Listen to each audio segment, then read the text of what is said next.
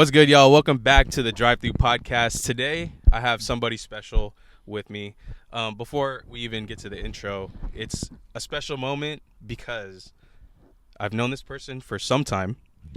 Been trying to get this person on the show for a long time too. It's been about half a year. He's a lighthouse in a foggy day. So, without further ado, who are you? I'm Anthony Regala, singer-songwriter. Yeah. Hell yeah. Honestly, it's God, it's not me. I don't know what I'm doing. I don't even know what I'm doing with my own life. So yeah. Hey, it's a beautiful process when you don't. No, true. Hell yeah. All right, let's just. How you feel? I feel really good. Thank you. There you go. So let's just get into it. Like, can you tell the audience like who you are, like how you got into music and everything? Oh man, so I'm Anthony Regala, born and raised in San Francisco. Born and raised in the city. In the city. Not in Daly City. Not in Daly City. Went to high school there, but born and raised in San Francisco. And then started, of course, like choir and everything, and then theater in elementary school.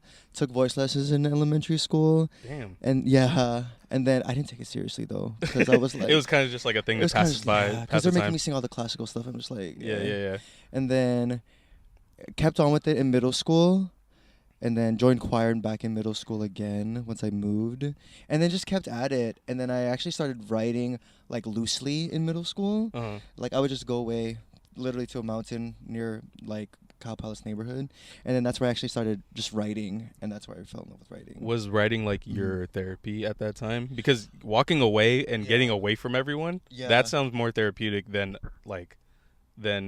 trying to be a musician. You know what? Actually, yeah, because the first time I actually like attempted to write, all my friends were like at a trip somewhere, and there was no one to hang out with. So I was by myself, and then I was like, okay, I'm just gonna write. I was watching this Bravo show called Platinum Hit. Platinum Hit? Yeah, What is that? It was emphasizing the songwriters and how they wrote, and like the person at the end won like a deal, like money. And Sonia Elise, she does write for big artists. She's like I think she's still low key though. And yeah, that kind of, the way that they came up with concepts and stuff like that kind of inspired me to write even more. So it was like that time where I really started writing in middle school. In middle school. So was that writing process like kind of a gateway for you to be like, what do I think about stuff? Like for me, I started writing only when I was in my really depressive state in high school. Because I was like, man, I'm thinking about how I feel, and I'm depressed, and I'm sad, and blah, blah, blah. I don't know how to express it, so let me write it down. And then it became like, let me put it on a beat. Yeah. And then let me sing it now, you know? Okay. Like, was it an expressive state? Yeah, I guess that's what my question was. Was it? You know what? During that time, I was very imaginative. Like, I can literally go back to my journal that I still have. It was about clouds, so I don't even know. It could be. It was about clouds. I don't know if I was depressed or... Yeah, I guess it was just from I guess you can call it curiosity? Yeah. Like your imagination, I guess. Yeah, I guess. Just an imaginative, because middle school, what do you count as middle school? 7th grade. That's middle school? That's not middle school? No, that is middle school. Okay, I was going to say. Well, because some people go from kinder to 5th and then 6th to 8th in separate schools. Oh, my middle school at the time was 5th through 8th. See, but mine was kinder to 8th. Kinder through 8th. Yeah. So elementary and middle school is literally the same school to me. Okay, that's why. I forgot about that. I went to Old PH on top of the hill. Oh, yeah. Okay. So me and Don Morales, we went to the same exact school. So we had the same. Don? Okay. Yeah. Don was like 5th grade when I was in 8th grade. Oh, wow. Yeah. How old are you? How old do I look? Okay, so I'm 30. Are you like 34? 33. Okay, cool. Close. You ballparked it.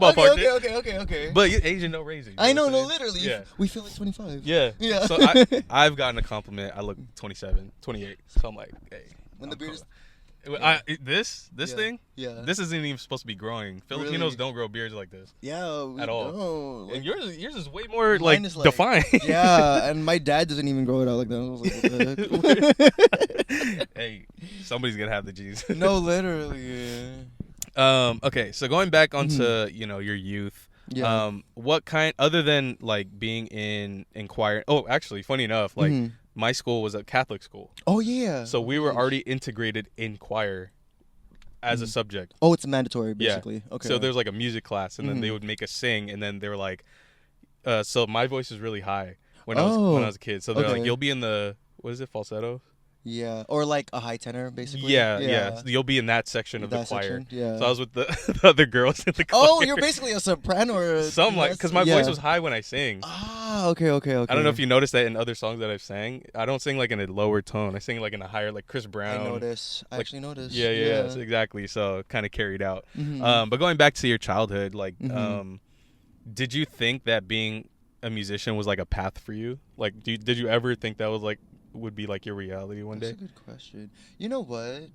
I honestly did, like, because I was constantly doing it, like middle school, high school, right? Like you think about it, and then you see like younger artists, like Justin Bieber became big during our time. Yeah, he was like 13. Yeah. 15. So when you see somebody your age, you're like, yeah, I'm gonna keep doing this. Yeah. I think it's the point when you graduate high school and get into college where people kind of like, oh, you have to take general ed. Yeah, I was gonna say they shut you down. They shut you down. They kill your dreams. Yeah. It's sad. It's so sad. It's sad, bro. Because it's like you could literally look at somebody with like pure intentions. They're like a unicorn in life. They've never done anything wrong and whatever. But then the moment they get into like a reality type of space, like a college or a job, people will be like, fuck that. That's stupid. Yeah. Go to work, go to school. And that's it. I was about to give up college for a semester to just do music, right? Oh, really? I told my counselor, like, it was like middle through college, and he was like, he didn't know what to say to me. He was like, yeah, because it's like he's supposed to encourage you to go to school. But But he didn't even encourage like, oh, there's music school, there's Berkeley College. You know, there's other things. Oh, he didn't even guide you to like he anywhere. He didn't even guide me to that. Like, I love him for like getting my AA degree, but as far as like music and art paths, the school system don't know what they're doing. Yeah. I think this is just me. I don't know if this is a hot take or if this is a common thing to think of. I don't think art was meant to be a school type thing. Like Academy of the Art, that's fine. That's fine. Because you learn techniques, you learn methods, you learn, I don't think they teach marketing at all. Because they could. I feel like there's no right or wrong way to market your art. Yeah. But, other than that, I don't think people will tell you how to feel stuff. They can't tell you how to freely express yourself through music. True. They can't tell you what to write. They can't teach you a style, how to perform things. That's true. You know what I'm saying?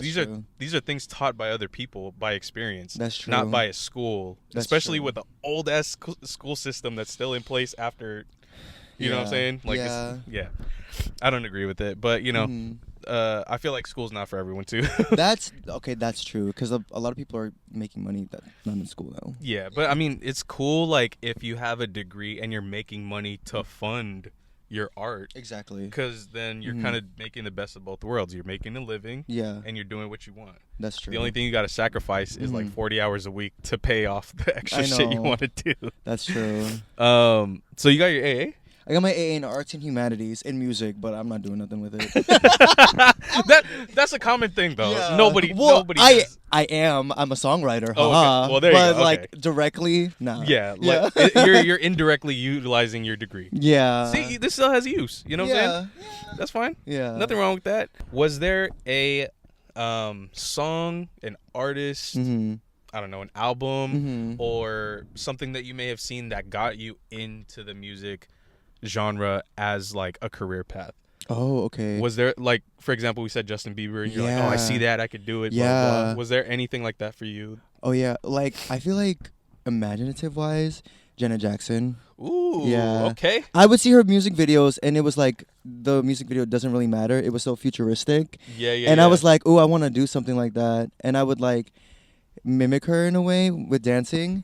And yeah, who else? And then once I grow up and like, so like I was raised on Janet, and then once I found like India.Arie and Amela Rue and Sade, like kind of like middle Neo school, soul. Yeah. Then I was like, oh, I want to just explore more with that. Yeah. Oh, interesting. Yeah. So you went from a little bit more of a pop performance aspect. Yeah. But then when you got a little bit older, you got more in tune with like neo soul, expressive from like deep within type music. Yeah.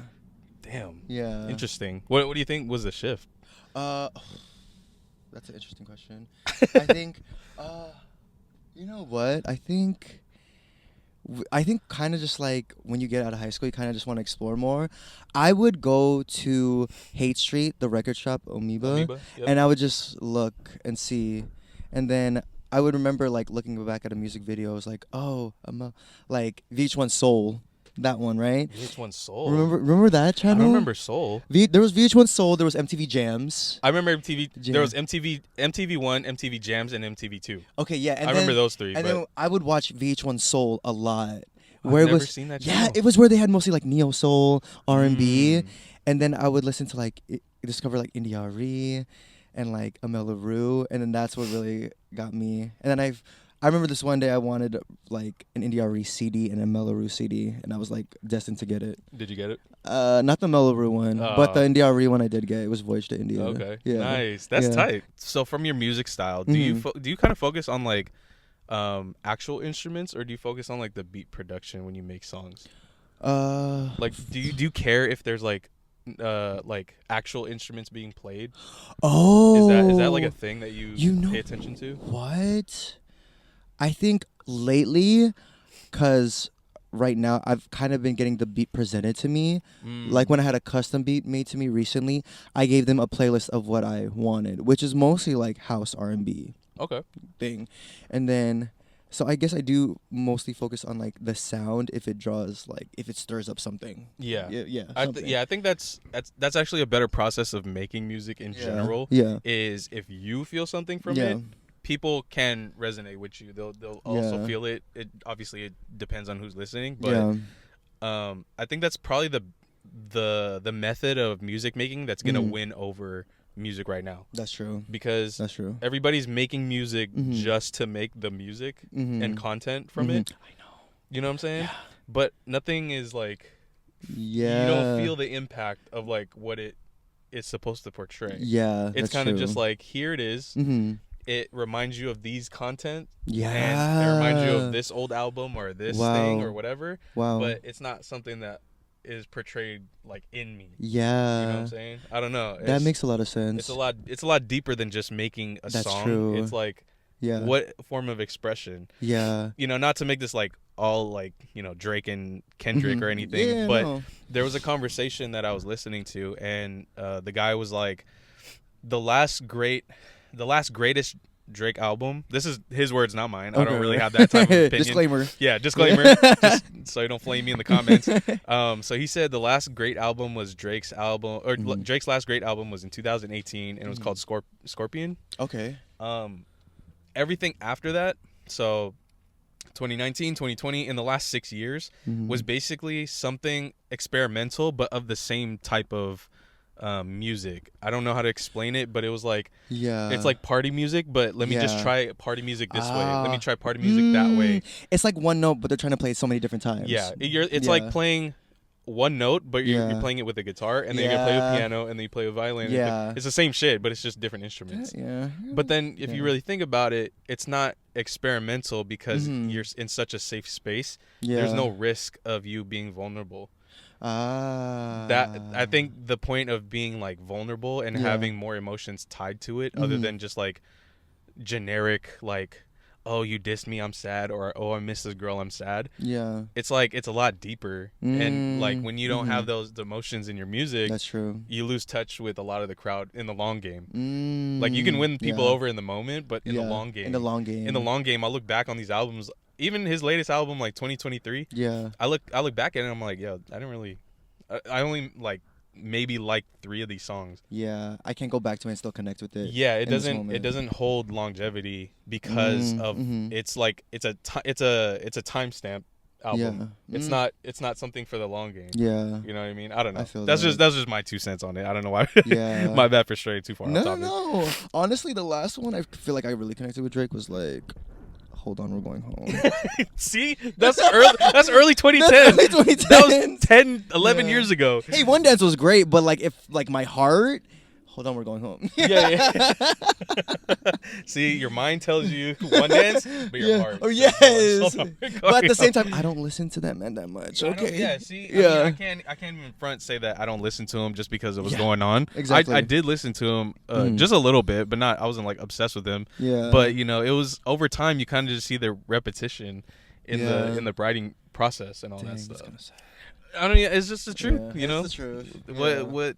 What needs to be shown will come out in the light. That's true. Okay, so going back onto you. This is not about Drake. Not about him. Hey, but give us your money though. Do you have a specific writing process? What's your writing process look like? It's simple and then it cannot get simple. So say like lately it's been like a producer gives me the beat or I find the beat, right? Boom. I listen to it and then I'm like, it has to grab me right away. Like the beat has to grab me right away or else I'll be like, I don't want to like force, like I feel like I'm doing something. Yeah. And then I pray, I'm like, Lord, am I going to do something with this? Or it could be the list like, oh no, Lord, I want to do something with this. Usually it's that one. And then I listen to it. And then sometimes words will come automatically. Sometimes it's just a melody. Like I'm just humming like something to thing. Mm-hmm.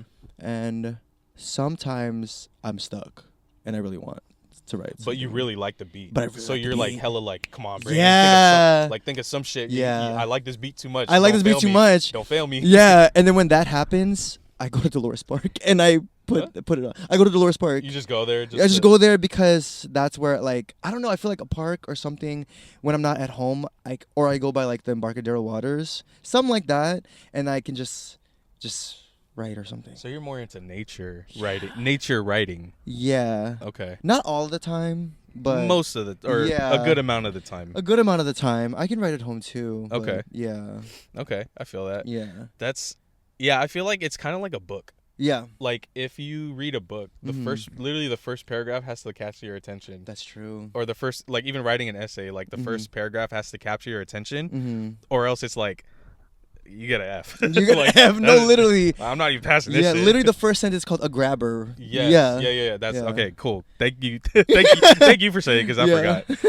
But yeah, I feel like it's basically just like writing an essay, and then also not even just listening to it, but what you write to it also. Exactly. Like, because you kind of need the right words to say. Yeah. And I feel like the first things you say are kind of like what grabs everybody to listen. That's true. However, I was taking this Berkeley class when I left. It was like just a video. It's a free video. Yeah. And they actually said, instead of thinking of words, just hum a melody first and then add the words later. And I was like, oh, that's actually sounds pretty good. That's exactly what I do now. That's exactly what you do now. Because it's actually a technique and I've tried it and it works. So the reason, I'm assuming, wait, how long is that video? Oh, it was an hour. I didn't do the whole video. It's all hour? It was like, I don't think it was an hour. I don't know. I didn't watch the whole video though. Once he got to the meat, I was like, oh, writing this down. Okay. Yeah, kept it with me. I learned that through, I forgot who I saw this video from, but it was more so like, once you have the melody, you can literally write anything to it. That's what I heard. But then if you write to it first, you have no melody. You have no melody. That gets rid of all the musicality in the song. It gets rid of... It's like... fuck, what's that?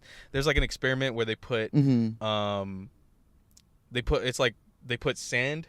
and then rocks, and then golf balls. Okay, I know this is the one, yes. Yeah, so they put all the sand first. Yeah. But then the rocks and the golf balls won't fit. But if you put the golf balls and the rocks first, the sand seeps through the cracks. That's a really good visual. So that's the melody. The melody is like the golf balls and the rocks, and then you can adjust around it.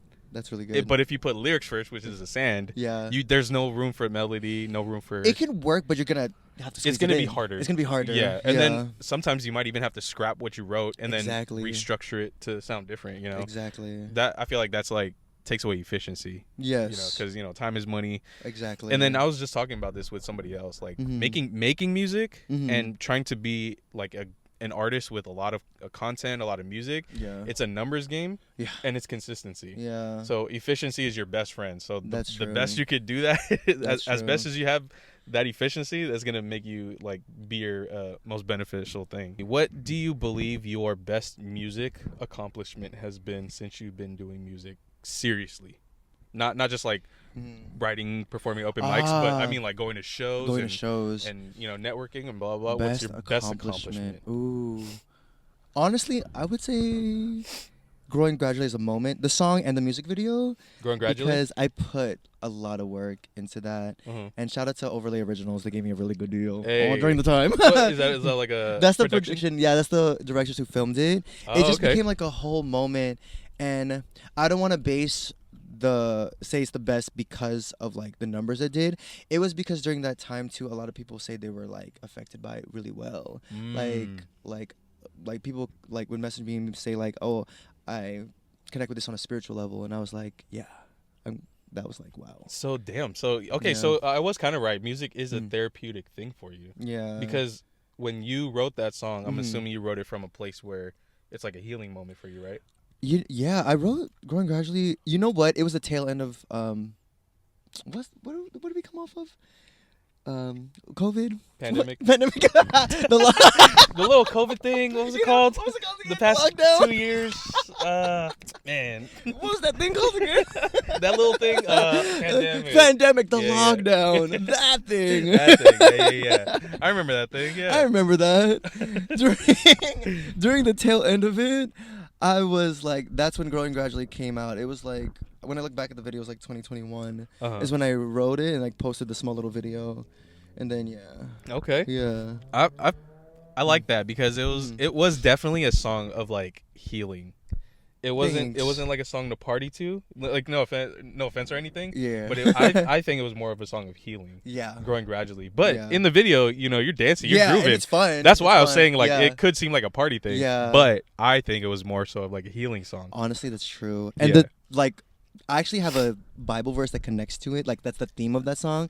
In Ecclesiastes chapter 3 verse 1, it says there's a time and a season for everything.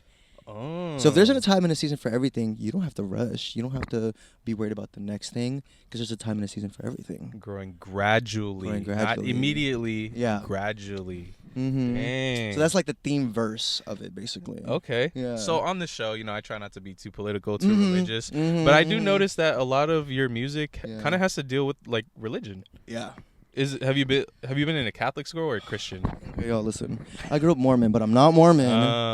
So I grew up Mormon, and it was cool. Like I was doing things, but I wasn't ever like close to God at first in the Mormon church. Yeah, that from my experience. It was just a religion, and my parents had me there. Mm-hmm. And I would say like me actually connecting with God was actually when my friends started sharing God, who I grew up with in middle school, but they weren't Christian originally. Well, they were just atheists. Yeah, they were like whatever. And then out of nowhere during like high school time, they would share God with me like he was a friend in the room instead of just like religion.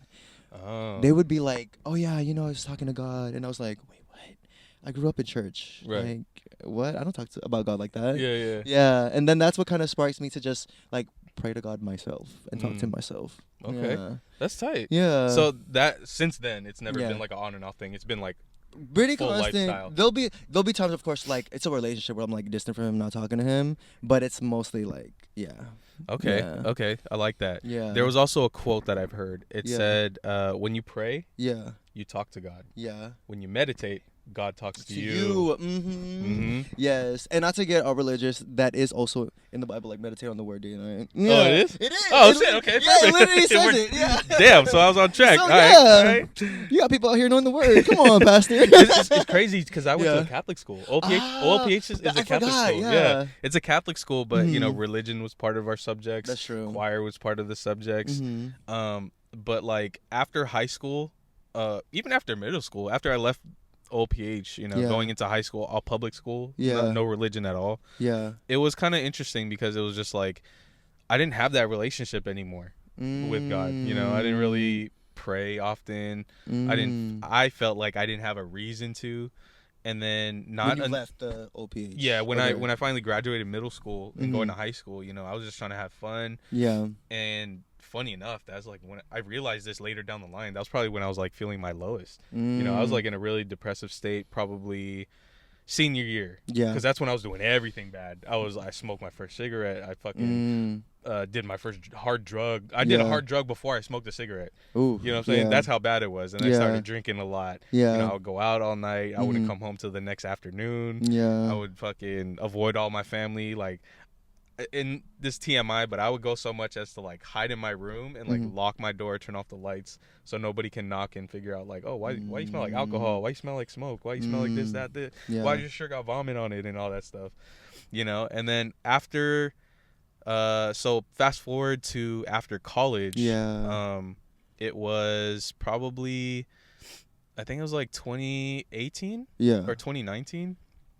I was at my really lowest low. Like I was like, you're you're ready to not be here no more. Mm-hmm. And I called everybody. Oh. I called my family, Yeah. you know, but it sucked because like it was also my lowest low, but you know, everybody answered the phone like it was just a regular, what's going on? Like, what are you doing? Like, why are you calling me? Wow. You know? Yeah. And so everybody kind of brushed me off. I told some people. Yeah. Okay, Well, because I was so low, yeah, it felt like that to me. Okay. But like looking back on it now, I'm like, maybe everybody was just busy because I called them at like 1 in the afternoon. You know, they might still be at work. Okay. Could be busy in the middle of doing something. Wow. Mm-hmm. So I called like family. I called friends. Some people were I'm not gonna name who said what, but some people were just like, oh, you'll get over it. Oh, you fucking just rub one out and fall asleep. Oh, just take a couple shots, you'll be fine. You know, like, oh, that's not real. Just fucking go work out. You'll feel better and blah blah blah. Yeah. And then I finally got to my best friend's mom. Yeah. And she was just like, what the hell? What's going on? Like, why are you feeling this way? And I was like, I really don't know. I felt like this for such a long time. You know, I feel like I'm just not meant to be here. And she's like, no, that's not true, son. We love you. Like, you are meant to be here because we have to have met you for a reason. You know what I'm saying? So you are supposed to be here because we met you. And you've been, like my best friend and I have been best friends since high school. Yeah. So that was like end of 2005 up till today. Wow. You know, 20 years.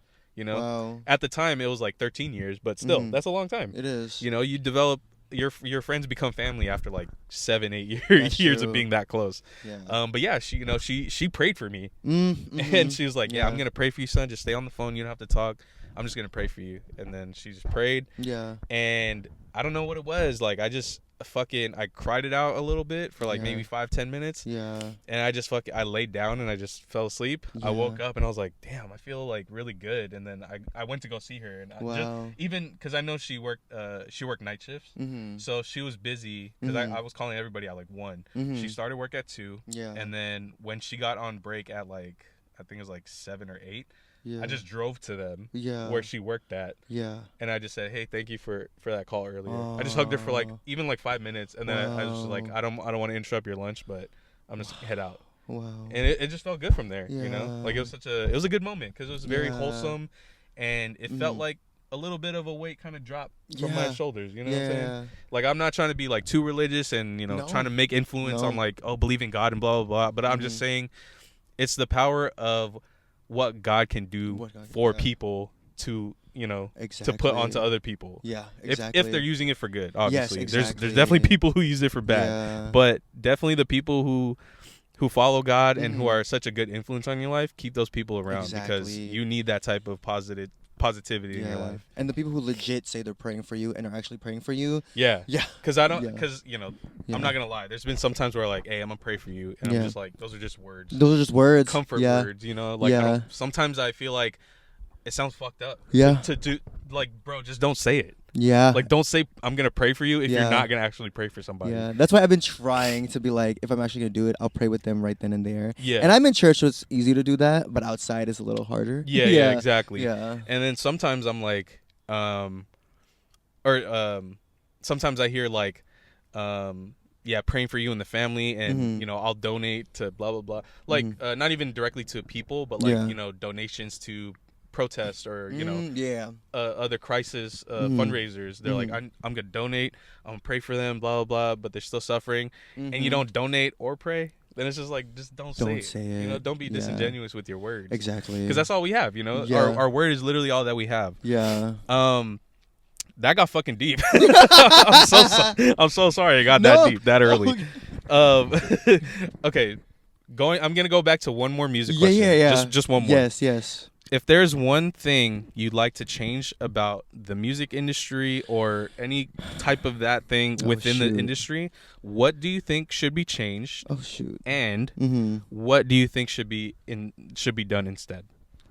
I'm gonna try to phrase this as best as I can. You know what? We talked about how music isn't like a linear career, right? And how it can be many things. However, when, let's say, let's say like a doctor or a nurse goes and gets training, right? Uh-huh. And does their job, they get paid. Yeah. I feel like music heals the soul. If we're showing up, we're writing music, it gets released, people hear it. I feel like that should be the same thing. I feel like it is unfair to have somebody work so hard at a craft for all their life, even since a kid, and they don't see it anything. They see cents, chump change. Mm-hmm. I feel like that should change immediately. Mm-hmm. And I feel like, and I know streaming, it's complicated. It doesn't have to be that complicated. It doesn't have to be at all. We're just asking that we can just live off of it, do what we love, and then have and pay for a house. That's it. Honestly, Yeah. and even to meet the middle ground with Yes. with the fucking industry. Yes. Even if we could just make music with enough money to make more music. Maybe we don't even have to have a mansion after the first album. Exactly. I just want enough money to Yes. record music and then make money and then record more music from the money I just made. Yes. If I can make a steady income Yes. with music in a cycle and Yes. still have my outside job, Yes. that would be way easier Yes. because I don't have to fund anything else except from the music. Exactly. And we get it. It's art. It's different. But if all these careers can be supported like that, even, I don't know if you watched Chappell Roan's speech at the Grammys. I did not. She was advocating that artists get healthcare for new and developing artists. Oh wow. Healthcare and all that. Labels should stop treating them like that. It's way deeper, but it got me thinking. I'm like, the industry can do that. The industry has money. Yeah. If like, But they don't want to give they don't money. want to give it. It's their money. It's their money. But it's our work. It's our work. Yeah. And I know there's so much of us. I mean, not us yeah. specifically, but like our independent artists or Yes. like newfound artists too. Yes. Yeah. And I get it. It's a give and take situation. We Yeah. we signed up for this. Yeah. We know what we're Yeah. getting ourselves Exactly. into. However, if a lot of us feel the same way, Yeah. something should be done. Power in numbers. Exactly. But this is also the hard thing. yeah. If you chop off the head of a hydra, something Mhm. will grow. Another head will grow back. Oh. Meaning, if one person defies what they say, they Yeah. could easily cut that person and then Uh-huh. just replace them with somebody else. Because, like, you know, as much as we would all be like, fuck that, we want change and Yeah. we're going to fucking protest, Yeah. they can easily just chop off whoever's at the top and put somebody, like an industry plan. An industry plan, yeah. You heard of industry plans, right? Yeah. So they could easily just put somebody into place. Because, like, as much as we would all like change, Yeah. there's always going to be somebody out there who wants it for themselves. That's true. You know what I'm That's saying? True. So it kind of depends on the masses, and you know That's true. they've influenced that it's a hill. It's a hill for every artist. Yeah. It's like a competition. Interesting. Whoever's at the top of the hill gets Yeah. that. Yeah. Everybody else at the bottom, it's equal playing field for us at the bottom, Yeah. but not if you're all the way up all here. the way at the top. Instead, I know. we want it like this. Yeah. But that's true. the industry is set like this. It's set like this. Yeah. Yeah, that's true. But then, I don't know. It's because we're Filipino. We have a community mindset. Like, what is it? Like, I feel like because you know, Filipinos, we just want people to eat with us. that's true. We every that's time true. if anybody watching this has been to a Filipino party, you know Yeah. you know damn well That's true. every single party there's an auntie or an uncle Yeah. who sees you, Yeah. they walk up to you and say, "Have you eaten yet?" Yeah. or grab a plate Go play it. or get some more. Yeah. And we'll force you to eat, actually. Yeah. I dig that though, cuz Yeah. like that's some real shit. Like Yeah. like an independent artist, yeah, Mhm. you're taking more of a risk because like obviously, you know, who Yeah. knows if you even make good That's music true. to people. That's true. But if you're making like decent music and you have Mhm. like maybe even there could even be a thing where it's like if you like YouTube, like if Mhm. you have over 1 million views, Yeah. then you can start monetizing your videos. Yeah. If I have I don't know, fucking 10,000 monthly listeners on Spotify, Yeah. then my music should start making some money. Yeah. You know what I'm saying? Like Yeah. that would be kind of cool if they implement like maybe like a tier list. Yeah. So like bronze Yeah. is like 500 or 1,000 to Yeah. 10,000. Yeah. Silver is like 11,000 to fucking 20 or 30,000. That'd be cool. Gold is 30,000 or Yeah. 40,000 to 90,000, and then Yeah. silver, whatever the fuck, you know what I'm saying? It That's just keeps true. gradually growing. Yeah. Ooh, Scream now. Hey, that's a sign off. Yeah. But yeah, so like, because if we make it a fair thing for them to say, like, they have a pie and we have a piece of the pie, That's true. they can meet us in the middle. But you know, obviously this is all wishful thinking, folks. Yeah. Like who knows when this will even be implemented, if That's ever. true. You know, but yeah, you know, we can't change the industry if we can't Mhm. influence other people that think the same way. Yeah. Because everybody's already on that, you know, king of the hill type Exactly. shit. I want to be at the top. Exactly. Yeah. Wait, question for you though. You're still completely independent, right? Yeah. Okay. Why? I was wondering. I was like, you know, you're not good at my things. I mean, I watch a lot of YouTube. Yeah, I know. What you watch, like? Hey, YouTube Yeah. University. That's true. Man, that's the only school. TikTok Community College. Come on now. I love how it's TikTok is community college. Because YouTube is like has been here, but No, TikTok. You're right. You Because know. because YouTube they got long classes, but Yeah. TikTok TikTok is like your attention span is only like yeah. 20 seconds. You know what I'm saying? Hey, but people are making the money out of TikTok, so hey. I mean, hey, what is Yeah. it? The C's get degrees or what is it? I have no idea. Is there a saying like that? The C's get the green? I don't know what you're talking about. No. It's like because there was like a thing that people say in high school Yeah. when it's like, oh, you're not smart. You're Mhm. at best you're like a C average student. Okay. But then it's like okay. the people who overachieve and get like the A's and shit. Yeah. Like I forgot what it is. Like they get a degree and then they don't know what to do with it. Okay. But they're like, oh, the C average students.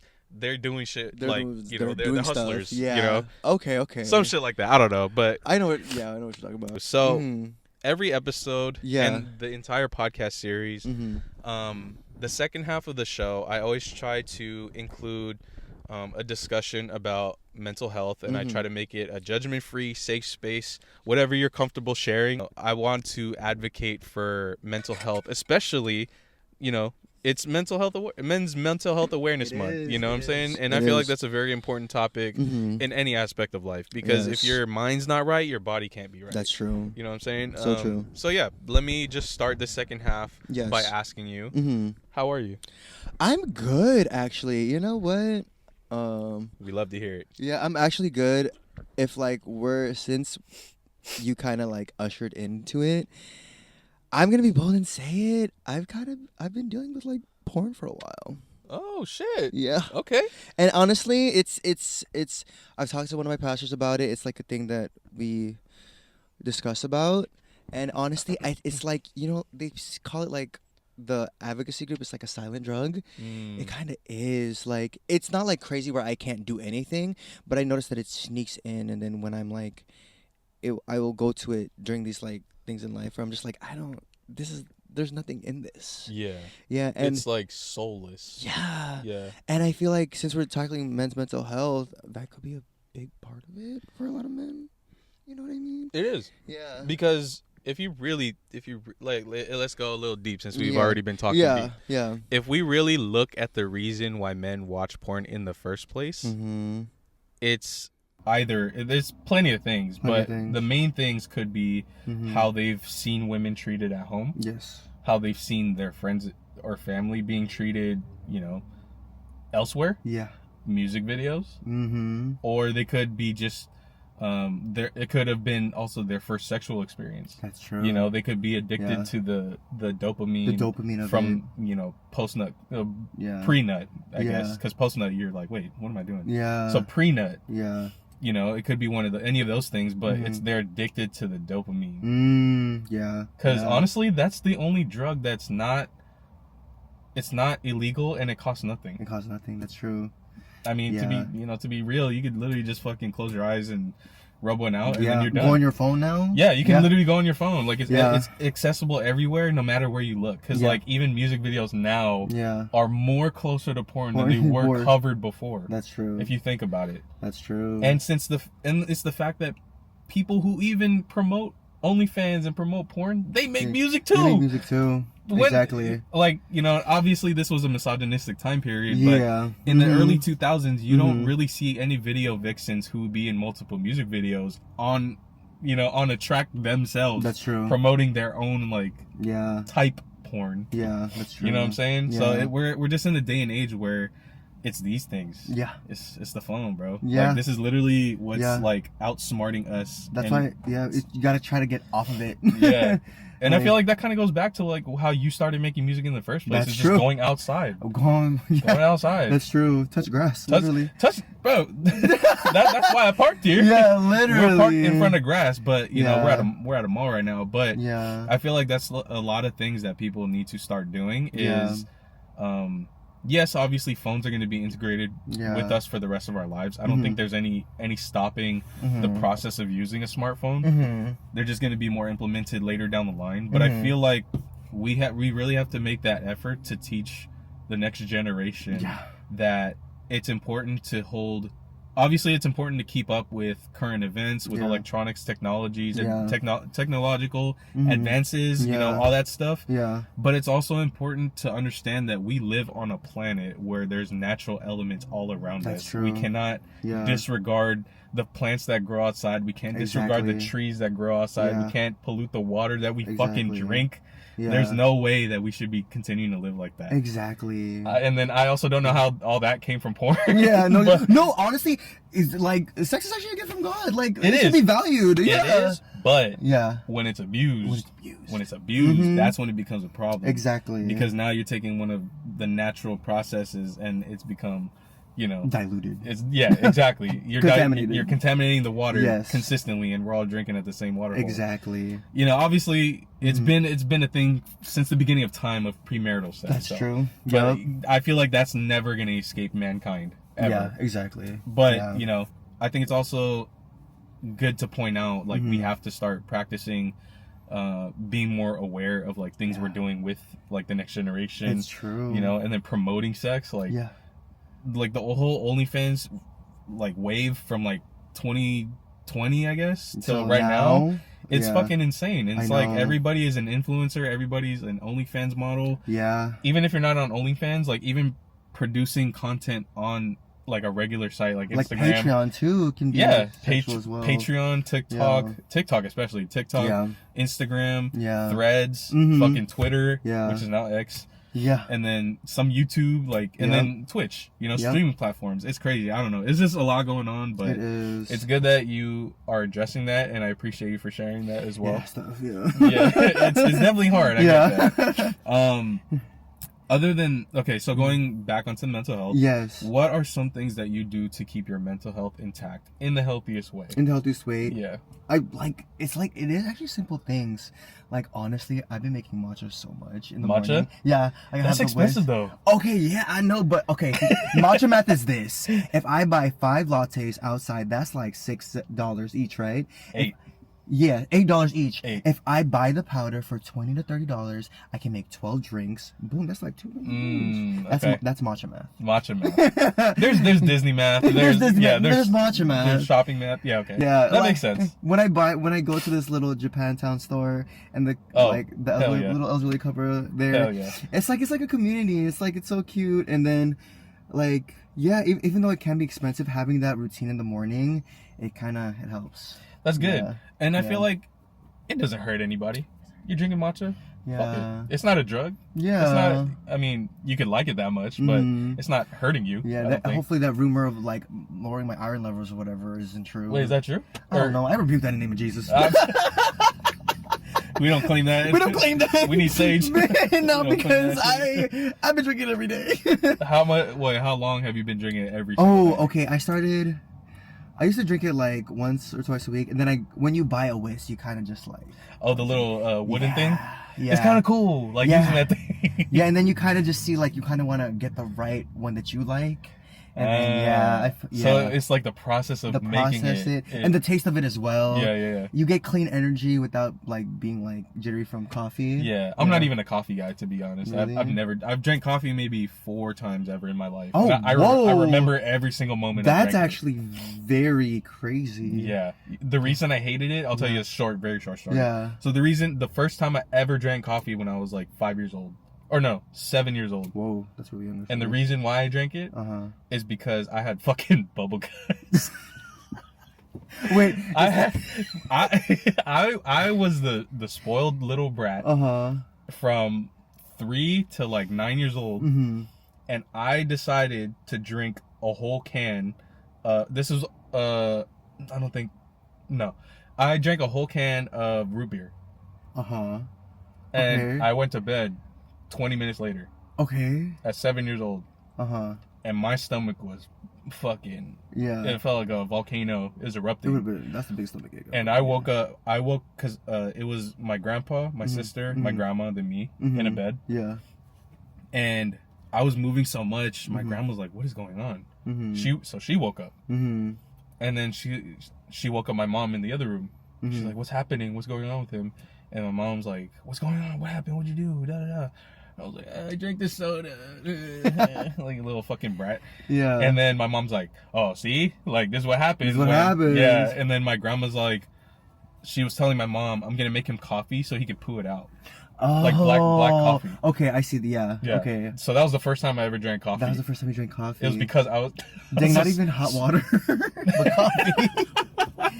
No, it was fucking cold black coffee. Cold black coffee. Yeah, because she just mixed it up. Interesting. In like a jug of water. But did it help? I don't remember. Okay. I just remember. Oh no, I threw it up. You threw it up. Yeah, because I guess I drank it too fast, so it came in hella quick, and then I threw it back up as like the same way it came in. Oh wow. Yeah. Okay. So it all came out as liquid. And then the stomach ache was gone. I think so, because I threw up a lot, and then it was like foamy at the last part. Oh. Because it was a root beer. Oh, yeah. So, what? Okay. Yeah, dude. So that was the first. I think that's why I don't like coffee. Yeah. Is because that experience. I was like, coffee. fuck no, fuck this shit. You know, I'm not gonna like Filipinos. We have like the most interesting ways to like solve things. If Filipinos can figure out to put fucking sewing kits in a tin cookie jar, yeah, or to put like, I don't know, fucking soup in a plastic crackers box. Yeah. I feel like Filipinos can do anything. We can do anything. Yeah. We'll have a solution for pretty much anything. You need a fucking you need an oil change? Yeah. I don't know. Oh, actually this thing at home. Yeah, you got some Vicks? Yeah, just put it on there. You need oil change? We got Vicks. We got Vicks. Put it in there. And it'll smell good. That's crazy. But that's true. Literally. That's kind of true. We're very innovative. I feel like it's because our families didn't have a lot, so they kind of had to be creative with how they solve things. That's true. It's like, you gotta cut, or you gotta like you gotta bruise. Yeah. Put Vicks. Put Vicks. Yeah. Yeah. Vicks literally solves 80% of all your problems. All your problems. If you can go back in time to one day in your life to relive that moment. I know this answer already. Oof. What would it be? I would have not. So, Berklee College of Music. I was there for a week and a half. The tail end of it, they say I owe $21,000 for a semester, and I'm like, okay, Lord, how's this money gonna come? Oh shit! Yeah, $21 for a semester, because I didn't think about it. I was also having the dorm. I didn't think to like go outside and not have a dorm. So I owe this, right? And then I fundraised for a little bit. Some people actually donate. Oh, wow. But then I couldn't come up with the $21,000 within the time frame, right? That's a lot of money. Yeah. So I'm crying in this theater. It's like this presentation, but I'm crying because I'm leaving, right? And then I'm hearing a couple voices. One is my youth leader, Ati Chel, who used to be a youth leader, Ati Chel. She's also the owner of Chelogs. What? She's the owner of that's where you work. Yeah, that's where I work. I remember that. Yeah. Okay. Owner of Chelogs. She was the one phone call that was like, you know what? Don't leave. Once you leave, you're gonna get comfortable back at home. You're already there. Even if you have to, like, I don't know, find a room or something, don't go back home. You're gonna go back to like your comfort. That's the one voice. But then there's my mom's, who she was trying to get me to stay, calling people. Then she texts me like, just go back home. We can't, there's no money. Da-da-da. And then those are the two voices I heard, right? And then I'm over here crying that it's over. I couldn't think. And my roommate was like, no, stay. My roommate was like, my roommate was like, no. He was a person of faith too. He was like, no, you're here for a reason. Yeah. Stay here. And then I was like, I couldn't think. But then once like I went to the office one more time and they said it was over, like I wasn't gonna be in the semester, I couldn't think. Like I left. I packed my bags and I just left. My friend Brittany, who had a friend who worked for the airline, got me a flight back home. And then I just left. Immediately, now looking back on it, I would not have immediately went home. I would have probably went to New York because I'm in the East Coast. I would have stayed in a room somewhere. I would have stayed in Boston for a while because I made my first song there. Well, one of my first songs, like recorded my first song there. I would have not immediately have went back. That's my one regret in life. That's the only regret I have in life. Damn. But even though like things being made new, like God gives me another chance for everything, because I feel like my life probably would have been a little different if I had stayed there. Yeah. But also, if you look at it this way, maybe that was supposed to happen. Yeah, exactly. Yeah. Like as I put it, is like I don't know if you ever seen the Spider-Man movie, Across the Universe. It's called a canon event. And a canon event are things that are supposed to happen. The exact way that it happens is supposed to happen. You're not supposed to tamper with it. Wow. Even if you try to work against it, you end up doing whatever it is you're trying to prevent. Because like I feel like literally just I don't even remember doing things. I remember just God just carrying me. I feel like God was literally just carrying me like a baby throughout that whole time. Even like going there and everything. Oh damn! Because my friends were packing for me, and I was like in La La Land. Yeah. Like infatuated with this like fuck a new life. And literally. Shit. Yeah. Damn. But then honestly, what? That was 2019. 2020. If I stayed there, COVID happened. So I'm glad I stayed. I'm glad I left. Thank you, Lord. You would have been stuck. I would have been with a roommate and COVID happened or something. I don't know. Yeah, dude. You would have been surviving off like fucking ramen noodles. Oh man. Spam. Oh man. Yeah. So literally. Nah. But it's good that you still found a way to make it happen. That's true. You know. I quote a lot of movies, but in Jurassic Park, they say life finds a way. That's true. It just found a way back to you somehow. You know. That's true. That's good. Yeah. So the last part I'm gonna ask you. For this segment is who is the most influential person in your life and how did they impact you? Oh. Okay, I'm minus Jesus. Jesus obvious. Okay, most influential person in my life.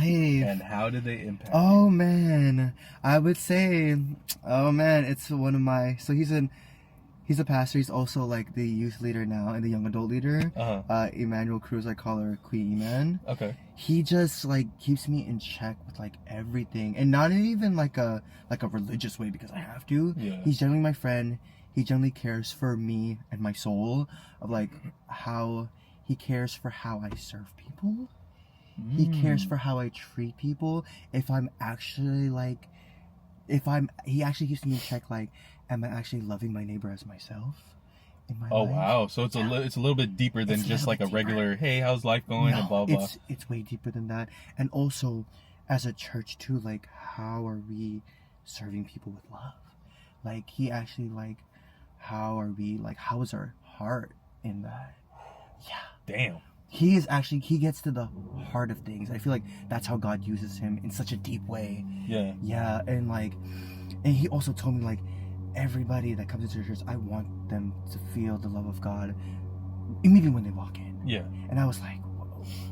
Like, he just has that heart of, like, I feel like he just, like, Jesus' heart has been instilled into him, like, literally. Yeah. So that's why he's probably the most influential person. That's tight. Yeah. I feel like people need that exact person in their life, whether it be religious or not. Yeah. You need somebody to keep you in check with like who you are as a person. Yes. Not just did you go to work today? Did you fucking, I don't know, did you fucking work out? Did you whatever. Yes. When you find people that worry about who you are and your soul, those are the people who are literally the shoulder that you need to lean on, because you can literally trust them no matter what. And when someone can correct you with love, keep them in your life. Yeah, exactly. Literally. When they use constructive criticism and not put you down for making a mistake. Yes. Even if your mistake was something of a bad choice or whatever, they don't make you feel bad for making the bad choice. They just school you on, like, hey, this could have been done a different way. Exactly. You know, I'm just looking out for you, XYZ. Exactly. We all need that whoever, what's his name? Queen Eman. Queen Eman. Hey, we all need Pastor Eman. Pastor Eman. We all need a type of pastor even in our lives. Because that sounds like a fucking blessing to have. Like, definitely that's a lifetime. And his wife too, Ate Cham. Oh my gosh. It's a couple? They work together. Yeah, okay. You got two. You got two. Dang. I got two. Imagine having two coaches in your corner. Literally. Bro. That's crazy. Yeah. That's amazing. I love that for you, bro. So what I do for my guests is I have all my guests have a Post-it note. Okay. And they write down 2 questions. Okay. And they're gonna pull out one. Ooh. And read whatever question from the previous guest. Whoever, because there's a lot of them in there. There's a lot of them. So, these are all questions from previous guests. Okay. We don't know who they are, but if you can, just read it out. Read out the name after the question. Okay. Oh, there's a name on it too. I tell every guest to write a name. And has this been answered already? No. Ooh. Every question that has been picked out has been kept by the guest. What? Okay. If you could compete in a rap singing competition, who could you beat? Owen. Owen? That's my nephew. If I could compete in a rap singing competition, who could you beat? So basically, this is Shane. No. But like, who would I beat? Okay. Oh my goodness. What kind of question is this? So I'm just gonna call out some random person who I don't think perform well, who I don't think sing well. I don't know. Oh my goodness. Try to answer that Drake. One. Drake. Drake, I can beat you. You said it here. Hey, nothing's impossible. Honestly, though, he's bugged. He can beat me up. I'm kidding. Man, that's Ozempic, bro. I didn't even worry about that. I guess, so that's for my nephew. He's 11. Oh, okay. So, to be fair, that was an okay question for 11-year-old. Yeah, shout out to you, Owen. Thank you for asking that question. Maybe do another one. Yeah. This is from Vizzy. As an artist or even in life, how do you stay driven, disciplined, and inspired? What keeps you going to chase the dream? You know what? Okay. Hey, shout out to you, Vizzy. I know, this is a really good question, because honestly... Wait. And not saying don't do it for yourself. I'm not saying that at all. However, with purpose, I feel like it really comes back to like serving people in a way. Because I feel like I've been blessed in a way where I've been through certain experiences. I have certain, I don't know, characteristics that maybe somebody out there, Filipino, somebody else, like, I don't know, like living in San Francisco, going through struggles like I've been through, like, and then I've been able to like have this crazy amount of faith in God. I feel like someone who's there, I feel like that person drives me. You know what I mean? Or like if like, you know, like I'm a firm believer that nothing is impossible, right? If I'm gonna live that and help somebody else believe that, then yeah. I feel like we all are kind of on one accord as Phil-Am artists, that we want to see the next generation just do music. Just do music with no problem without having to do all these things. I feel like we don't talk about it like that, but I feel like there's like this common mentality. I think we have an understanding. We have an understanding. Yeah, we want because like they don't, especially kids in the Philippines. Exactly. They don't have the benefit of creating expressive stuff. They have to work. Exactly. Which sucks ass. Which sucks. Know? Like I would hate that. Yeah. For, you know. So I feel like honestly, as a community, it's not even just singular now. I feel like when you're community driven now, to chase the dream of like, oh wow, the next one can just write a song and just be in it, or like just do it and not have to worry about it, not have to worry about breaking any doors or making money, stuff like that. Yeah, I think that's what really helps me. That's what really. So your purpose in all of this comes from the inspiration of the next generation or the next people being able to do it too. Yeah, and also people that have like struggling poor, struggling with all that, just struggling in general. Life stuff. Yeah, because I feel like God uses uses the thing that you've been through to help somebody else. So yeah, I mean, I feel like that's what really helps me, and I feel like it also helps me not look at age, because once you get 30, you're like, oh crap, is my time up? Yeah. Yeah. I feel like ageism is definitely a thing in music. It is. Because like the earlier you start, the more you're looked at your prime. Yeah. But, you know, fucking what's his name? Like Jay-Z, fucking Beyonce, they've been in the game early, but they're still doing it. Yeah, you know, who's to say that? What's that? There's a country singer. He's kind of new. He's like a big guy with hella tattoos. Who's that? I forgot what his name is, but he's pretty new, but he's not that young. He already had won an award. He's only been making music for like a year and a half. Wow. You know what I'm saying? Wow. Like, yeah, so I'm like, it's not impossible. It's not impossible. I feel like if you have the vibe, you create, just create the things that you want to create. Yeah. And whoever vibes with it, you know. Exactly. If you have I feel like when you have a good understanding of self. Yeah, exactly. That's when people fuck with it more, regardless of your age. Yeah. Because like what's her name? The artist who never showed her face. Sia. Yeah. She never showed her face on camera, right? Yeah, that's true. But I fuck with her music. Yeah, honestly, you know? her music is reaching somebody. Yeah, that's exactly. True. So it doesn't, like, the face and age sometimes doesn't even matter. It doesn't matter. What's his name? Timberland. Yeah. Famous producer from way back with Justin Timberlake and Missy Elliott and stuff. He created an AI artist. Yes. And then they don't have a face or an age either, but people fuck with that. That's but true. I'm like, that's another subject, but I'm just saying, all I'm saying is age and what you look like sometimes don't actually matter. Yeah. You know, I feel like you can literally create anything at any age, but you just have to be true to yourself. You can't be a 70-year-old or 50-year-old artist making music for 21-year-olds. Yeah. Just be real with yourself. Like, what do you feel? Yeah, exactly. You know? And if you have the heart of just helping somebody out, that should just keep you going. Yeah. You know what I mean? Especially when you have a sense of building community. Exactly. Because when you build a community, the community will come to you. Yeah, exactly. You don't have to really build too hard. You just have to set the foundation. Exactly. Everybody will come. Everybody will come. You know? Exactly. Okay, so for the last part of this section is, what is a quote or words that you live by that you can share with everybody? Oh my gosh, I feel like a pastor this whole time. Okay. That's okay. Okay. Spread the good word. Okay. Man. So, I shouldn't be serious, brother. So first, do everything with love. 1 Corinthians chapter 16, verse 14. I feel like once that has come up in my life so much that when there is a time to, like, I can just do it off of emotion or anger, how I'm feeling, that verse comes. And there's times where I don't want to, like there'll be a time where I'm like, I can do it out of frustration, I can do it out of impatience, and that's not love.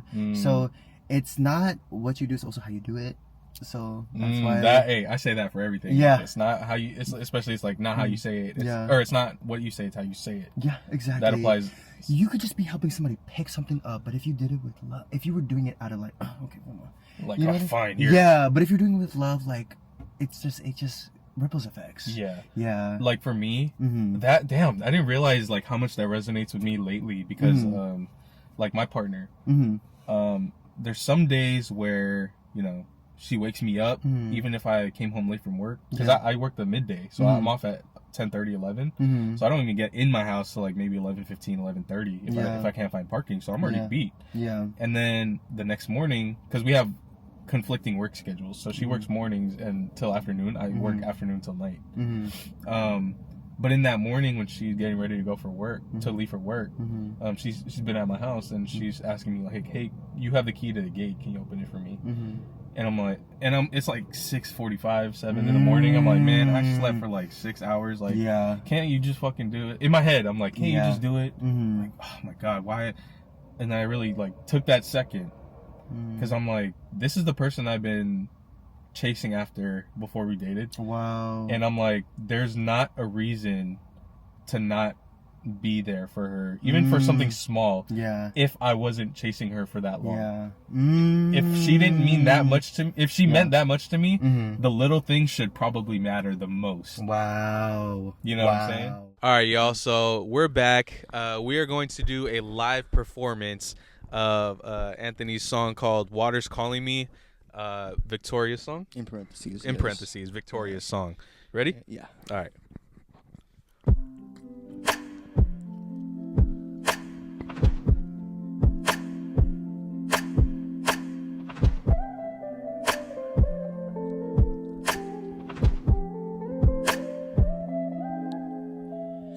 Who I see beneath my feet, only knee deep, what will be? Searching for peace, the past creeps to me, voices of so many others keep me from just diving under. Ooh, lift my hands, can't forget to breathe. Listening, cause the water's calling my name this time. Now I gotta dive deep inside. I'm looking up cause spirit guides. Love's my guide, no longer floating by. The water's calling my name and time. Not looking back, it ain't goodbye. The past I'm using to cross that line. Heal inside, no longer floating by.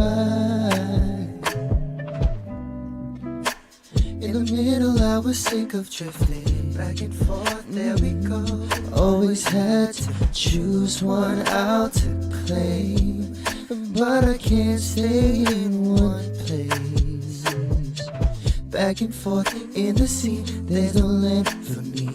Not too sure where I'll go or just who I'll be. Till the sand is a land my feet, I can't stay. The water's calling my name this time. Now I gotta dive deep inside. I'm looking up cause spirit guides. Love's my guide, no longer floating by. The water's calling my name and time. Not looking back, it ain't goodbye. The past I'm using to cross that line. Heal inside, longer floating by. Cross the water door in front of me. If I enter through, will I sink deep? Will I find more? Will I find peace? Will I lose myself, see what's underneath? The water's calling my name this time. Now I gotta dive deep inside. I'm looking up cause spirit guides. Love's my guide, no longer floating by. The water's calling my name and time. Not looking back, it ain't goodbye, yeah. The past I'm using to cross that line. Heal inside, no longer floating by. Woo-hoo-hoo! Oh man, I literally closed my eyes majority of that thing, and I was like, "Whoa!" I feel like the reason why it paused for a second, because I was like, "Wait," the screen went dark, so I pressed the screen. Okay. I didn't want it to like stop, but I ended up stopping it myself. But oh man, that was like that was beautiful, man. Like I said earlier, it sounds like healing music. You know what I'm saying? Damn, fuck. I'm kind of lost in this. Okay, so going back to the show, let them know where they can find you. Oh yeah, Anthony Regala. That's Regala, like Spotify, YouTube, all that. And then my Instagram, Anthony F Regala, Regala, like all lowercase, all together. Okay. Yeah. I mean the streets. The Daly City streets. Are you on Spotify? You're on YouTube? Oh yeah, I'm also on Spotify, Apple Music. I pretty much all of it actually. Every SoundCloud too. Yeah, because once the distributor puts it on, it's on everything. Oh, you're on DistroKid? Yes, I'm on DistroKid. DistroKid. Okay, so DistroKid has everything. Find them on Spotify, Apple Music. I think Amazon has music. Yeah. I don't know other platforms. That one too. Yeah, basically everything. Yeah. Are you YouTube? DistroKid too? Yeah. Okay. Yeah. On YouTube as well. Yeah, I have my own channel. There you go. I should make some more. I don't post so much on there. Yeah. It's okay. It's okay. Yeah. As long as you're making some music, that's all that matters. And you know what? Find me at Juice House Co. in the Ferry Building. Oh shit! There you go. Hey, shout out, shameless plug his job. Yeah. You don't even have to buy. You can sample till you die. Oh shit. Yeah, literally we do samples all day, every day. Okay, that's what's up. Good to know. Good hack. All right. Well, that's the end of the episode. This was a great episode. I appreciate you for coming through. I appreciate you so much. Hell yeah. Thank you for coming through. That's it for the episode, y'all. Stay tuned for the next one. Peace. Bye. Dude, you got a good thing going here. I love it. So now that it's over. Oh shit, we're still recording.